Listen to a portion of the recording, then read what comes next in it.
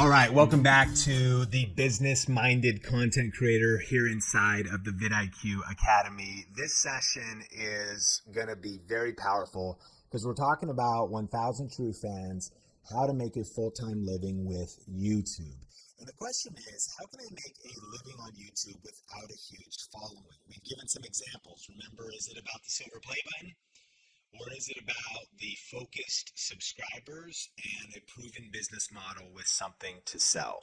We all have different goals, and I'm not here to even judge your goals or tell you whether they're right or wrong, but I do want you to have a vision of the landscape of possibility. I do want you to know about the opportunities and the ways that the people who are most successful and predictably profitable on YouTube, what they're doing to earn a living and to make their dreams sustainable.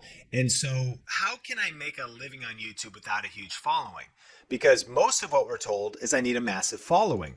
And years ago, an article was written by Kevin Kelly called 1,000 True Fans. The article actually came out in 2008. And what this article revealed is that to make a full-time living really as an entrepreneur or an inventor or an app maker or an animator, author, designer, musician, photographer, craftsperson, all you need is 1,000 true fans. Now, a true fan, though, is not a subscriber. A true fan is like a die-hard fan that if you were to sell something, create something, that they're all in. Like whatever you do, you've added so much value to their life. You've helped them, or entertained them or made a connection or bond with them that they're just grateful and they want to give back to you. And that the math for making this sustainable, the math for becoming a business-minded content creator that thinks this through. Look, being business-minded doesn't make you any less people-minded. Being business-minded doesn't mean that you're like some weird car salesman. No, being business-minded just means you realize you need money for the mission. That you realize that entrepreneurs are people who solve problems in exchange for profit. That you solve problems for people. And out of gratitude, people say thank you. And there's this ethical, amazing synergy of exchange of value. You give value in videos, value in content, value in books, value in courses, value in events, value in software.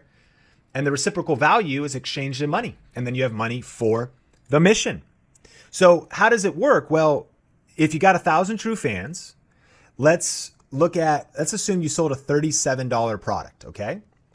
Could be anything, doesn't matter what it is. Let's just do this for the math. So you sell something for $37, all right? Over a 1-year period, you only have to sell 83 units a month. That's 2.7 per day, and that would be $37,000. Now imagine you're doing this full time and this is all you do. That's here in the US like a teacher's salary. And so you get up, you create content, answer comments, engage on social media, send emails, build stuff, shoot videos, tap into the YouTube algorithms, tap into YouTube search. If you had a $37 thing over 1 year's period, like what I'm asking you to do here in this video is do the math. Is to get a journal and get a pen and do the math. And even do the math too, to be like, okay, well, I'm making, $20 a month right now off of YouTube ads. And this is how many views I get. So how many views do I need to grow to? How many videos do I post a month? And what would the math be? And the math might not be very practical or exciting, but I think when you see this, you'll see that it can actually be very powerful. So in the last video, we looked at Flyride, and he's doing his Teespring merch store. And one of his hoodies is $38.99. Okay. Now, of course, there's fees and Teespring takes a percentage and whatever, but let's just assume you get a $25 profit. All right. Just for math. Okay. You can figure this out in whatever it is you sell, but even from a merch standpoint. So let's say you're going to do 4 1,000 unit merch drops a year. A merch drop is like a launch, right? In spring, in summer, in fall, and winter, once a year, you're going to design an exclusive hoodie. Like I think about Phil DeFranco, the Phil DeFranco show, one of my favorite YouTube creators where I get my news. And he always comes up with like creative shirts that aren't even just branded his YouTube channel, but are usually branded themes that are happening in culture and in the world. And he'll do new lines. They'll say they're only available for a week. And you may have seen this before, right? So when you do your merch launch, merch drop, there's 1,000 units total. And once you sell 1,000, it's sold out. And you're going to make $25 profit. So your merch drops are hoodies, $40, but you get $25 profit. Just follow me with the math. In spring, you're going to profit $25,000, that first merch drop. So again, in 3 months' time, you're creating content, entertaining, adding free value, building your audience, connecting with people, getting subscribers. And once a quarter, once a season, hey, you know what time it is? It's the new merch drop. Get them before they sell out. There's only 1,000 units. So am I saying that you don't have to have any influence at all? No, you obviously need to probably have like 10,000 subscribers, because to have 1,000 true fans, this is the true fan that, guess what, they buy all four. Because they're just like, dude, I want to get them before they sell out. Like, I love this channel. I'm so grateful. Least I could do is buy a hoodie, as well as just I want to rock that because I'm part of the community, right? I love it. So then summer rolls around, you do another one, fall and winter. This is a $100,000 income profit in a year's time, which is remarkable, by the way, right? You know what I mean? Like, what are we even talking about? Like, the average income for a household in the US is around $50,000. And I'm not sure where you're watching this from in the world. So that is extraordinary results. But see how practical that is with 1,000 true fans. You may need 10,000 subscribers. You may need 20,000. You may need 100,000. But a lot of people with 100,000 subscribers, 100,000 subs on YouTube aren't necessarily seeing that kind of revenue. Why? Because they're not selling something and they haven't understood this concept of 1,000 true fans. So let's say that you create and sell an online course. So maybe you do a fitness course. Maybe like Eileen, we saw she had a confidence course for women. Maybe like my friend Pat Flynn, originally he created a digital course to help people pass their architectural exam. So let's say that online course is $97, okay? And so you have 1,000 true fans. You may have 10,000 subscribers, but 1,000 of those people want to actually take action with you when it comes to buying that course. You sell 1,000 units, that's $97,000. The cool thing about an online course too, a digital course, is that you would keep almost all of that because you're going to pay 2% to Stripe for the processing fee. And you probably got to host it somewhere, Teachable or Kajabi or somewhere like that. And you're going to pay them anywhere from probably $700 a year to $1,200 or more a year, depending on at what scale you're doing. But the profit margin is pretty high. So that's how practical, again, you're just selling 1,000 in a year over a whole year's time while doing everything else you do in your business. And if you're building a YouTube channel, chances are YouTube ads are coming in too. Chances are you're doing like a product review video and you got affiliate marketing coming in too. Chances are you build some influence and a brand wants to give you money as well. Possibly you also do channel memberships. You could do all 5 of these strategies and compound and stack all these different revenue streams. Do you see how this works? But let's even be conservative, because you might be like, I don't know, it still sounds kind of hard to sell 1,000 in a year. And practically, sure, because you got to build this up over time. So let's say the first year you sell 250 in a year. All right, 12 months, 52 weeks. You just got to sell 250. And just this one online course, am I saying even that's easy? No, you got to create it's got to be good. It's got to be valuable. You got to learn marketing. You got to build out pages and do some things. There's work that goes into it. But you only sell 250 in a year. That's $24,250 in the first year. On top of, and you're chipping away at this while you got a day job, while you got another job. See what I'm saying? Like, let's do the math. Year 2, though, now you're getting better at it. The course is getting better. You're getting better. Your community's growing. You're learning other stuff. That's $48,500. Year 3, you sell a $97 course. Now you're to 1,000 true fans. Now you're at $100,000. So imagine, if you were to grow your influence 30,000 the first year, 60,000 the second year, 120 the next year. And this, my friends, is really, I think, the predictable path that real serious business-minded content creators understand. And again, if it takes you 6 years, are you willing to do the work, learn the skills, figure out the details and figure out the strategies and go through the ups and downs, and maybe economy shifts and you have a $30,000 a year, but then a 20, you know what I'm saying? Like I know that sometimes like this stuff can be like overhyped, and like, I want this to be like really practical. But I think that's why Kevin Kelly's article of 1,000 True Fans is so popular and is still talked about over a decade later, is because this is basically the thought leader roadmap, the full-time YouTuber roadmap, the business-minded content creator roadmap.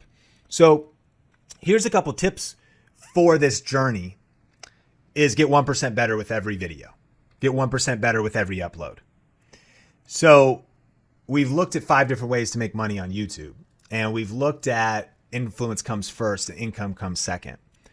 But what do you got to do next? I think you got to take a deep breath, because you might have also not just seen how possible this is and how exciting it is, but also like, wow, I got some stuff to learn. I got some skills to sharpen. You might have a million other questions, but here's the great news.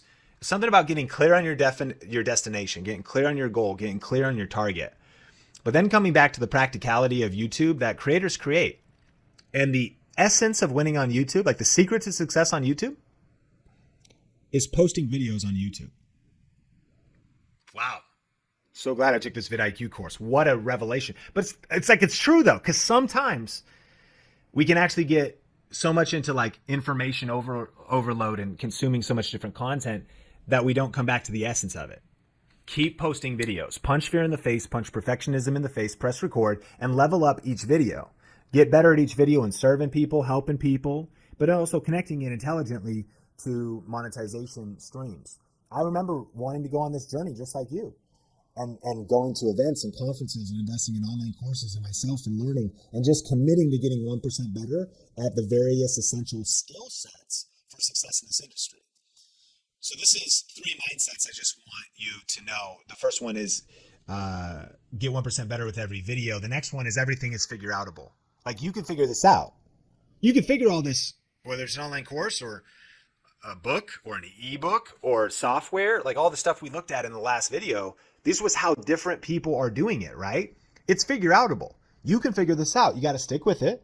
Post a video a week, put in the time, put in the work, put in the patience. You can learn this. You will learn this. Stick with the system. Keep getting better at VidIQ. You know, it's not about your resources. It's about your resourcefulness, because it could be real easy to go, yeah, but Sean. No, not yeah, but Sean. Yeah, but if, no, like, you can either make excuses or you can get results. You can't do both. You can figure it out. Yeah, but once I get the right lighting, no, use your phone. No, yeah, but once I no, just punch fear in the face and press record and keep getting better. I'm here because I love you and I want to coach you like with valuable insight. And I know I might be coming kind of hard right now, but like, you can figure this out. And I'm here to suffocate your excuses, because if you spend all your energy talking yourself out of this, what you're not doing is creating your next best video. What you're not doing is chipping away at what is that thing you're going to sell and learning. And by the way, and failing. Like, failing is not something you should be afraid of, because failure is part of the process. Failure is not falling down. Failure is refusing to get up after you fall down. Failure is the stepping stone to success. Don't study your last 3 videos and go, they're just not working, they're failures. No, they were education. Sometimes you win, sometimes you learn. The only reason I make good videos today is because I made so many bad videos. The only reason I can look at YouTube right now like the Matrix, like Neo, and I feel like it goes boom, green lines start coming down, and I'm like dodging bullets, is because I've been failing so much. And I did YouTube and I like looked at it, I'm like, okay, that didn't work. I learned some stuff. Get 1% better, try again. Everything is figure outable. Everything is figure outable. And then clarity takes patience and persistence. I am not promising at the end of this course that you're going to know exactly what is your most profitable niche. I'm not promising that you know exactly what to sell at this moment. What I believe is that this course has been a seed of vision. Think about, what is your ideal end goal? What is your ideal end outcome? You might not even know. These are just questions you don't just ask yourself once. You ask yourself these questions repeatedly. What is your ideal end goal? What is your ideal end outcome? Aristotle said, what is your definite, clear, practical ideal? What's your goal? What's your objective? Then write this down. What do you need to achieve that? What wisdom do you still need to learn? What questions do you still have? Where can you get money to fund the dream? What materials do you need? What methods do you need? Third, adjust all your means to that end. I think it's once you know where you want to go, then you get real honest. Aristotle, 2,300 years ago, is like, adjust all your means to that end. What does that mean? It means that you also start saying no to some stuff. You give up some things.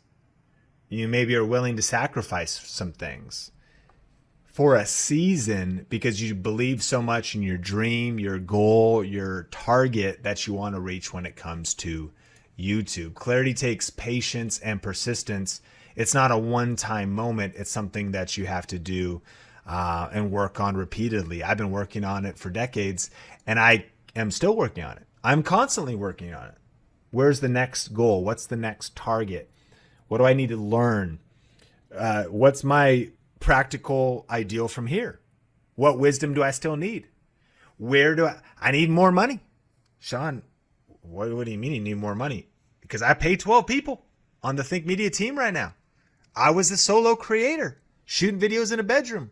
I'm still shooting videos in a bedroom. Like I'm recording this course in a bedroom still. Not a lot's changed in 10 years. But I'm still asking, where am I going to get materials for the next project? Where am I going to get the methods for the next project? It's an ongoing process. The joy is not the destination. The joy is the journey. And being a business-minded content creator, clarity is a consistent pursuit. Looking for clarity, it takes patience, it takes persistence. But look, we have one final video. And so I want to thank you so much for being here. Get your journal ready to get some final thoughts, some final ideas written down. Maybe stretch out a little bit, stand up, take a deep breath, sip on some water for a second, and I will see you in the next video.